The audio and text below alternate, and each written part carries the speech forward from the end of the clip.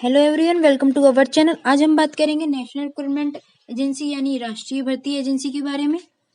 पहले हम ये जान लेते हैं कि ये एजेंसी है क्या, फिर बाद में इस एजेंसी के बारे में विस्तार से चर्चा करेंगे।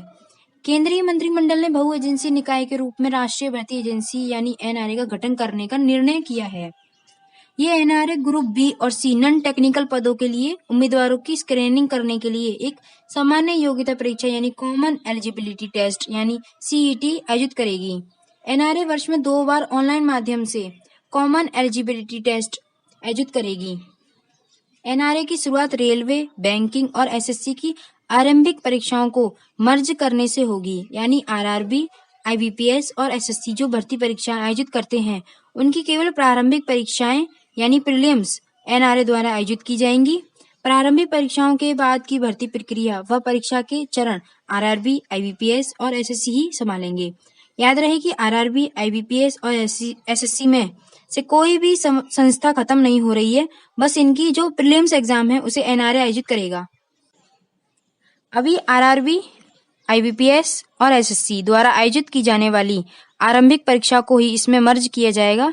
इसके बाद धीरे धीरे अन्य परीक्षाएं भी इसमें शामिल की जाएंगी। केंद्र की करीब 20 एजेंसियां भर्ती परीक्षा आयोजित कराती हैं जो चरणबद्ध तरीके से इसमें मर्ज की जाएंगी। अब जान लेते हैं कि एनआरए की आवश्यकता क्यों पड़ी।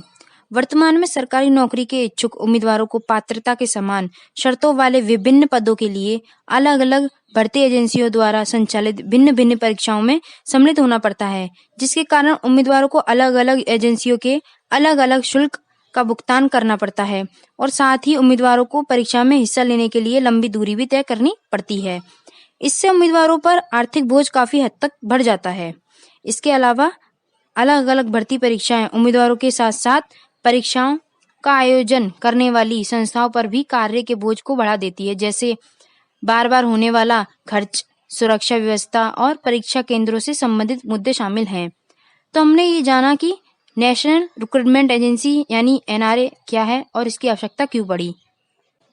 अब एक नजर हम एनआरए द्वारा आयोजित की जाने वाली परीक्षा पर भी डाल लेते हैं। कॉमन एलिजिबिलिटी टेस्ट यानी सीईटी मुख्यतः 3 स्तरों पर आयोजित होगी। पहला स्तर होगा स्नातक यानी ग्रेजुएशन, दूसरा स्तर है उच्च माध्यमिक यानी 12th पास और तीसरा आखिरी स्तर है मैट्रिक यानी 10th पास।